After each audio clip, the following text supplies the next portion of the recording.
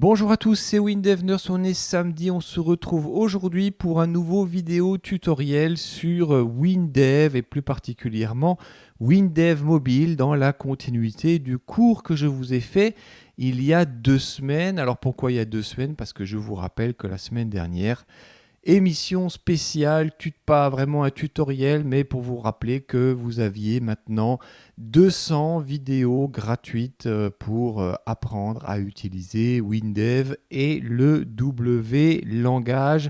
Encore merci pour tout votre soutien et vos messages que j'ai reçus suite à cette vidéo. Alors rappelez-vous, il y a 2 semaines, on avait parlé de l'appli à Choupi, mon petit chien qu'on avait testé, dans lequel on avait fait de la géolocalisation, on avait un petit peu montré comment explorer les fonctions GPS d'un smartphone. Et puis, je vous ai montré, donc il y a 2 semaines, comment générer l'AAB qui va servir à être installé sur le Play Store d'Android pour pouvoir vendre ou éventuellement proposer gratuitement votre application. Alors avant de passer au cours du jour, je vous rappelle que si vous aimez cette vidéo, n'oubliez pas de la liker en mettant un petit pouce, parlez-en, abonnez-vous. Et puis, il y a toujours les cagnottes Litchi et PayPal à disposition si vous souhaitez faire un don à la chaîne. D'ailleurs, j'avais rajouté la petite cagnotte pour Choupi, mon petit chien. Et puis, troisième point, alors avant de parler du troisième point, bien sûr, chose importante, merci aussi à tous les donateurs que vous voyez apparaître à l'écran. Et puis, dernier point, je vous rappelle que nous avons France Link qui nous a fait la gentillesse de faire un code promo qui s'appelle WinDevNurse. Avec ce code promo, vous aurez 10% de réduction sur votre abonnement hébergement WebDev et ainsi que des bases de données en Hyperfile SQL client-serveur avec de la sécurisation SSL, HTTPS, enfin tout ce qui va bien. Très bon service de leur part. C'est d'ailleurs avec eux que j'ai fait le site windevnurse.fr que vous pouvez aller consulter si vous avez envie. Allez, maintenant, on va passer un petit peu dans la partie, la deuxième étape pour la mise en ligne de l'application. Et cette fois-ci, on va surtout travailler avec la Play Console et je vais un petit peu vous montrer comment on installe l'appli et puis essayer un petit peu de comprendre ce qui se passe. Allez, on va sur mon PC, c'est parti. Voilà, à présent, j'ai lancé mon accès à la Play Console. Il suffit de taper en fait play.google.com. Vous tapez Play Console sur votre moteur de recherche. Vous allez tomber sur la Play Console qui, je vous le rappelle, vous permet en fait de déposer des applications mobiles pour le market d'Android.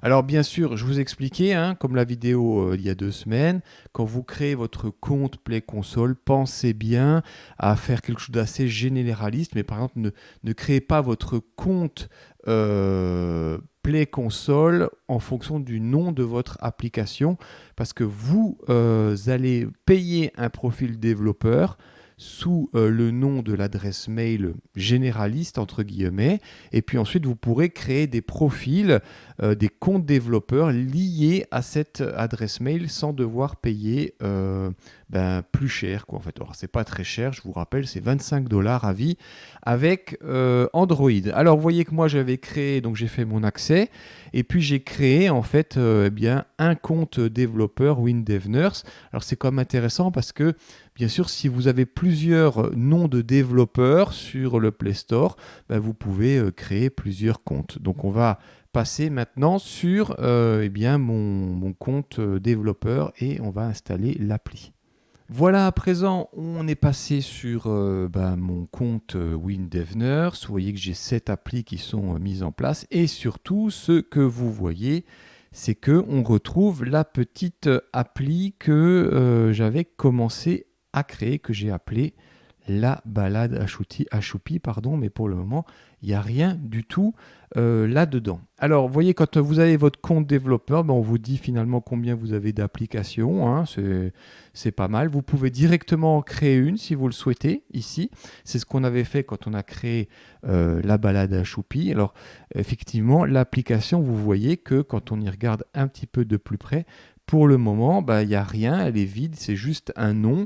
Et là, ça reste en statut brouillon. Maintenant, on va commencer à la remplir avec les informations qu'on vous demande. Et vous allez voir, ça prend quand même un peu du temps. Donc, je vais essayer d'aller au plus vite, mais c'est pas très très simple. Sinon, sur la partie gauche, vous avez aussi donc la boîte de réception, la conformité des règles qui est là, et puis aussi voilà la gestion des commandes, évidemment, si vous avez acheté des services ou des choses comme ça. Bon, c'est pas la chose qu'on utilise, on va dire, le plus. Allez, maintenant je rentre ici, vous voyez, hop là, sur l'application. Donc on me dit voir l'application, et je tombe sur quoi ? En fait, sur un tableau de bord, en fait, et on me dit commencez à configurer votre application. Alors, à chaque fois, en fait, vous avez des tâches en fait à remplir. Alors, vous voyez que là, vous pouvez soit démarrer ici un test. Donc, c'est-à-dire un test, en gros, c'est pas une application qui est sur qui est sur l'Android Market ou le Play Store, mais par contre, elle n'est pas accessible à tout le monde si les gens font des recherches. En fait, les systèmes de test vous permettent d'envoyer des mails à certaines personnes qui vont être autorisées à la tester et qui vont vous renvoyer des backups pour vous dire voilà, ça fonctionne avec mon Galaxy S22, ça fonctionne pas, etc. Et donc vous pouvez un petit peu corriger votre code. C'est pas ce qu'on va faire aujourd'hui. Nous, on va passer ici à configurer votre application. Alors là, vous voyez des tâches, voilà. Alors là, par contre, c'est assez long à remplir. Donc, on va essayer d'aller au plus vite. Définir les règles de confidentialité. Alors ici, on vous demande en fait une URL à fournir pour que les gens puissent cliquer dessus et voir les règles de confidentialité. Alors ça vous oblige en fait d'avoir une page internet pour ça. C'était pas présent dans le passé, et puis bon, malheureusement maintenant il faut la mettre. Donc on va prendre n'importe quoi. Moi je vais prendre la page de PCsoft par exemple, et je vais la mettre pour le moment en règle de confidentialité, mais bon, c'est pas tout à fait ce qu'il faudrait faire. Bon, il faudrait vraiment avoir une page à proprement parler, mais là cette fois-ci c'est un petit peu plus long. Et voyez qu'en bas, alors là, vous ne le voyez pas parce qu'il y a ma petite miniature. Voilà, vous voyez ici, il y a un bouton enregistrer. Hein. Si vous ne faites pas ça, l'étape n'est pas validée. Donc j'enregistre, OK, et la modification est enregistrée. Ensuite, je retourne au tableau de bord et vous voyez que déjà, hop, définir les règles, ça a été barré, donc l'étape est faite. Allez, on continue, l'accès aux applications. Donc ici, on vous dit toutes les fonctionnalités de mon appli sont disponibles sans aucune restriction d'accès. Oui, c'est vrai. Voilà. Donc j'enregistre. C'est parti et je reviens sur mon tableau de bord. En fait, vous allez devoir ici tout remplir parce que Google veut absolument tout savoir sur l'application que vous allez mettre en ligne. C'est-à-dire que si vous publiez des annonces ou pas, parce qu'ils veulent avoir un droit de regard, par exemple, sur les publicités qui passent ou des choses comme ça. Alors, je dis moi, mon application ne contient pas d'annonces. OK. Ensuite, classification du contenu. En fait, ça, c'est la classification qui va permettre de savoir si des enfants, par exemple, peuvent charger votre appli. Donc là, ici, je vais mettre mon adresse mail.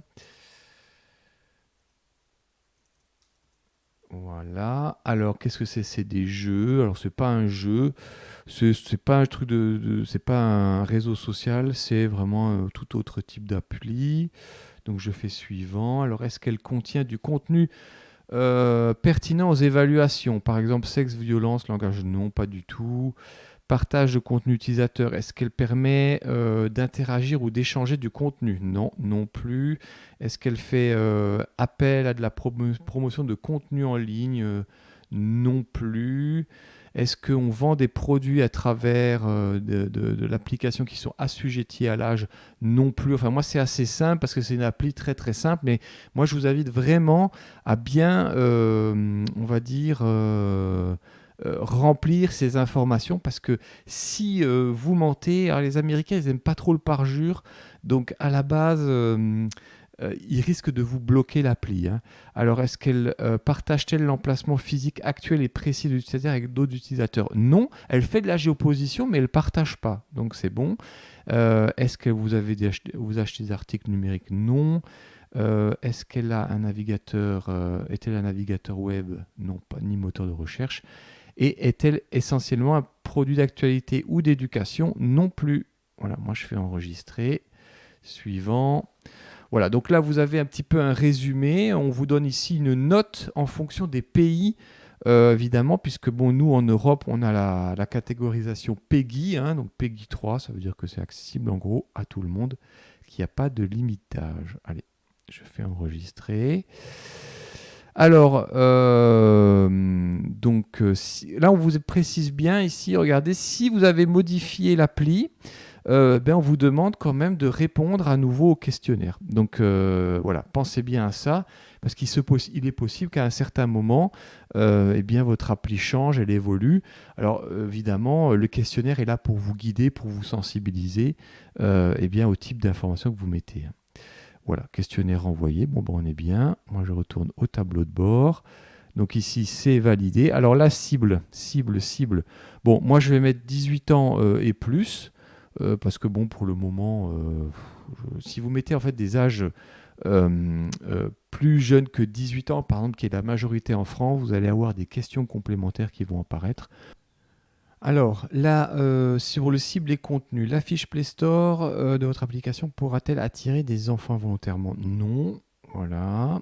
Et puis, ensuite, là, j'ai le résumé. Je fais enregistrer. Ici, donc c'est parti. Je continue. Application d'actualité. Alors, est-ce que c'est une application d'actualité? Non. Voilà. Alors oui, c'est assez fastidieux quand même, parce qu'il faut vraiment prendre du temps. Est-ce que c'est une application pour le suivi des contacts et le statut du Covid? Pas du tout. Voilà. Et puis enfin, sécurité des données. Qu'est-ce qu'ils veulent savoir, hein? Ce que vous devez divulguer, etc. Bon, je vous invite un peu à le lire. Alors, est-ce qu'il y a des collectes de données de sécurité de l'utilisateur? Non, il n'y en a pas non plus. Voilà, donc évidemment l'application tourne avec des fichiers FIC en HFSQL classique, donc évidemment on ne se connecte pas sur un serveur et toutes ces choses-là. Donc ça règle pas mal de choses. Alors modification enregistrée, voilà. Hop, hop, hop, hop. Appli gouvernementale. Bon, est-ce que c'est développé par un gouvernement? Non plus. Voilà, et puis voilà, on a répondu un peu à toutes les questions.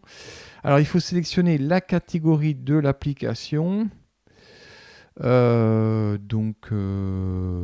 faire la promotion en dehors du Google Play Store, non, ça je ne vais pas faire. Alors, sélectionner une catégorie, application. Donc là, on va mettre simplement... il y a plusieurs thèmes possibles, hein. C'est plutôt... il faut que je trouve un petit peu quelque chose comme outil. Voilà, plutôt outil. Voilà. Parfait. Ça, c'est fait. Et il faut gérer les tags. Donc là, bien sûr, en fait, vous mettez là-dedans un petit peu les tags relatifs à l'application. Enfin, là, il vous propose, en fait, hein, donc là, je vais mettre, je sais pas, peu importe, hein, pas contrôle à distance, qu'il va y avoir des choses qui vont pas fonctionner. Outils, voilà. Voilà, c'est appliqué. Les tags, il y en a au moins un. Alors, coordonnées sur la fiche Play Store. Bon, alors je vais mettre ça. Adresse mail. Il en faut une automatiquement parce que vous avez le petit astérix qui est là. Regardez, il est ici. Hop là, voilà. Donc, il faut mettre au moins une adresse mail.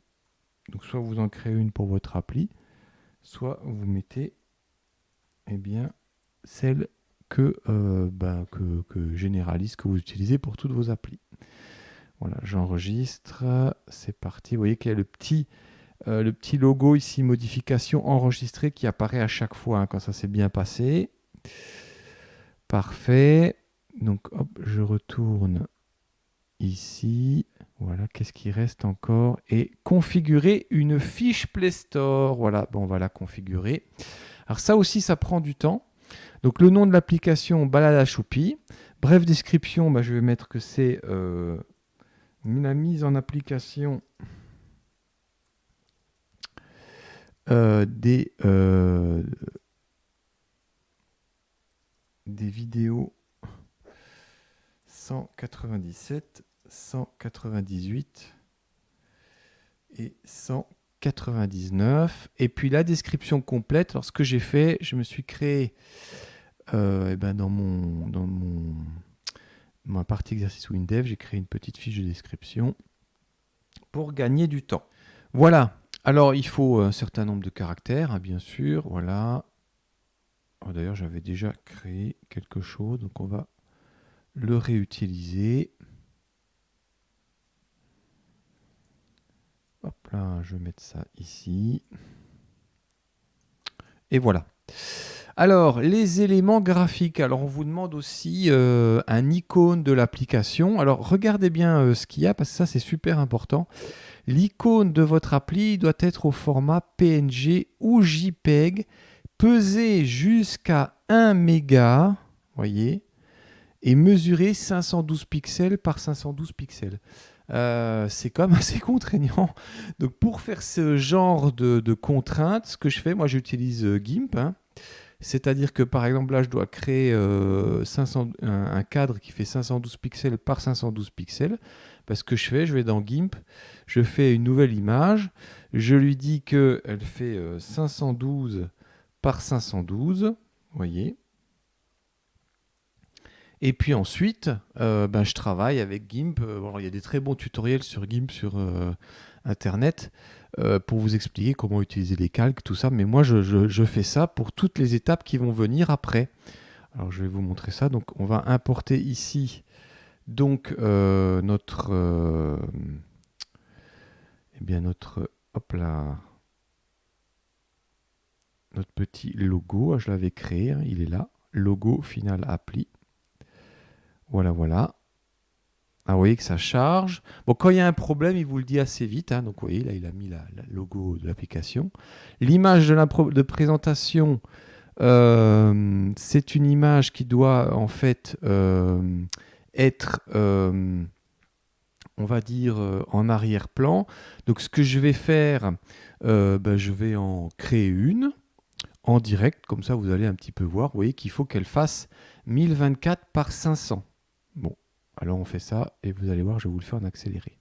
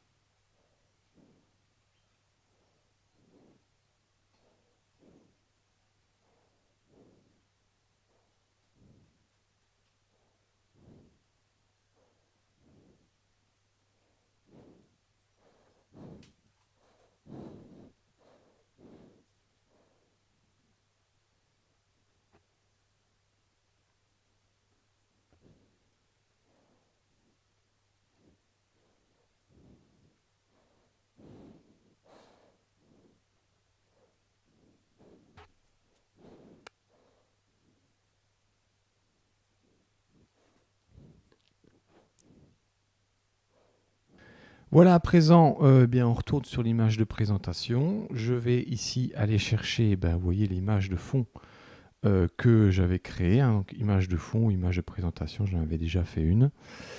Voilà, elle est au bon format normalement. Alors ça mouline, ça met un peu du temps. Voilà, ça a été un peu long, mais c'est fait. Vous pouvez mettre aussi un lien vers une vidéo YouTube. Et puis ensuite, vous allez pouvoir importer des images pour le téléphone. Alors, on vous demande entre 2, c'est bien marqué ici, entre 2 et 8 captures d'écran de téléphone et qui doivent être au format PNG, peser jusqu'à 8 mégas et être en 16 neuvième ou 9 16e.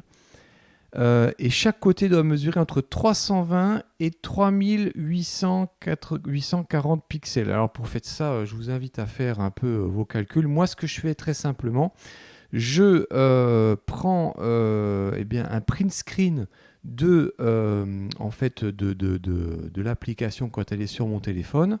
Et puis, ce que je fais après, vous voyez, c'est que on obtient à peu près ça. Vous voyez, le print screen, ça fait ça. Et je retravaille encore une fois avec GIMP pour rentrer dans les critères de l'image. C'est-à-dire ici, en fait, je cherche à savoir quelle est la largeur ou la hauteur de l'image et je recrée une zone de travail avec GIMP. Ça demande encore un petit peu du temps. Je ne vous cache pas, quand il faut mettre une application en ligne, il faut quand même s'armer de courage. Alors ça donne quoi à la fin? Que la capture 1 va devenir ici l'écran 1. Et là, en fait, je vous invite un petit peu à regarder ce qui se passe. C'est qu'on voit quand même que entre les deux photos, il y a une légère différence. Vous voyez qu'ici, par exemple, au bas de la capture, on avait encore un bord, alors que sur la photo qui va servir à être présentée sur la fiche Play Store, elle a été légèrement rognée un petit peu ici et ici. Vous voyez.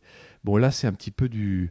Voilà, c'est une méthode de travail, hein, elle vaut ce qu'elle vaut, mais je ne vous cache pas que ça prend un peu du temps, il n'y a pas vraiment d'appli, je n'ai pas trouvé d'appli qui fait automatiquement ça. Allez, on repart sur donc notre fiche Play Store, moi je vais importer les deux photos, donc écran 1, écran 2, voilà, il y en aura deux. Et puis bien sûr, on vous demande aussi d'en mettre pour les tablettes.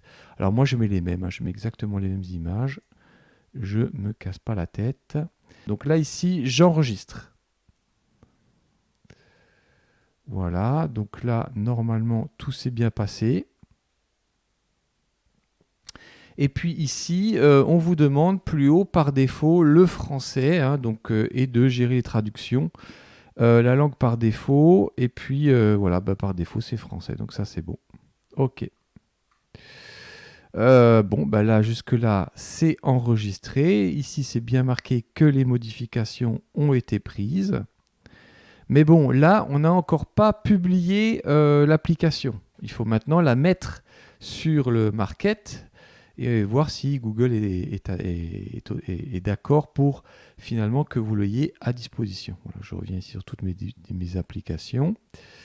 Et puis, voilà, je reviens ici. Et maintenant qu'on a tout bien fait, on va créer une première version. Alors, sélectionnez les pays et les régions parce que bien sûr, tous les pays n'auront pas accès à votre application. C'est à vous de dire ce que vous autorisez. Alors, je vais ajouter des pays et des régions.